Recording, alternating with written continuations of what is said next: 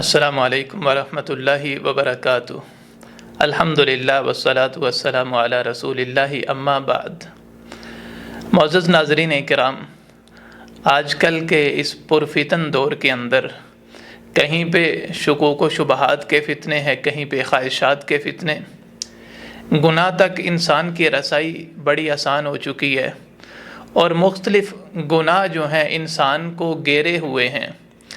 ایسے عالم کے اندر دین پر ثابت قدمی اختیار کرنا یہ انتہائی ضروری ہے کہ ہم کیسے اپنے دین کو بچا سکتے ہیں، استقامت اختیار کر سکتے ہیں۔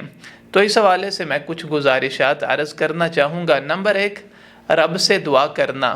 جیسے رسول گرامی صلی اللہ علیہ وسلم اکثر یہ دعا کیا کرتے تھے، یا مقلب القلوب ثبت قلبی علی دینک، اے دلوں کو پھیرنے والے، میرے دل کو اپنے دین پر ثابت قدمی اختیار فرما۔ ہمیں چاہیے ہم مسلسل اپنے رب سے ثابت قدمی کی دعا کرتے رہیں۔ نمبر 2 جو ہے، قرآن کے ساتھ اپنا تعلق مضبوط رکھنا۔ یہ انتہائی ضروری ہے کہ ہم قرآن کی روزمرہ روٹین کے ساتھ تلاوت کریں، چاہے تھوڑی ہی کیوں نہ ہو۔ قرآن کو سمجھیں، اس پر غور و فکر کریں، اس کے ساتھ اپنا تعلق مضبوط کرنا یہ اپنے ایمان کو مضبوط رکھنے کے لیے انتہائی ضروری ہے۔ نمبر 3، نمازوں کی پابندی۔ عزیزو، نماز رب کے ساتھ تعلق کا بہت بڑا ذریعہ ہے، یہ دین کا ستون ہے، تو نمازوں کی پابندی کریں۔ نمازوں کو باجماعت ادا کیجیے، خاص طور پہ فجر اور عشاء کی نماز کو باجماعت ادا کرنا، سنن راتبہ کا اہتمام کرنا۔ اس کے ساتھ ساتھ صبح و شام کے اذکار جو ہیں یہ بڑے اہم ہیں، ان کی ہمارے روزمرہ کی زندگی میں بہت بڑا کردار ہے۔ انسان کو چاہیے کہ روٹین کے ساتھ رسول گرامی صلی اللہ علیہ وسلم سے ثابت شدہ جو مسنون اذکار ہیں ان کا اہتمام کرے۔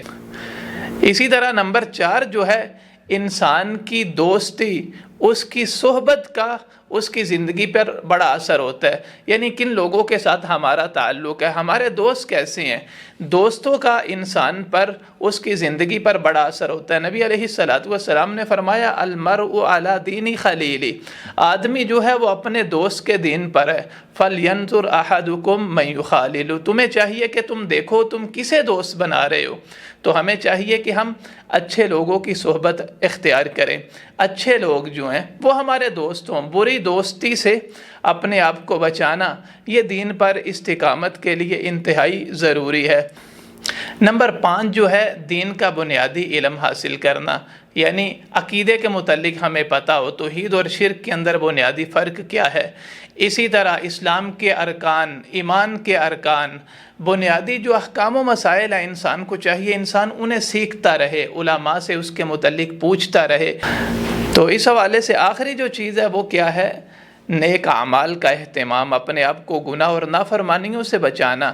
یاد رکھیے گا، یہ جو ثابت قدمی ہے یہ کوئی اتفاقی چیز نہیں ہے جو اچانک انسان میں آ جائے، بلکہ اس کے لیے انسان کو محنت، عبادت، قرآن سے تعلق مضبوط، اپنے آپ کو گناہ نافرمانی سے بچانا پڑتا ہے۔ اللہ تعالیٰ سے دعا ہے اللہ تعالیٰ ہمیں اپنے دین پر ثابت قدمی اختیار فرمائے۔ وآخر دعوانا ان الحمد للہ رب العالمین۔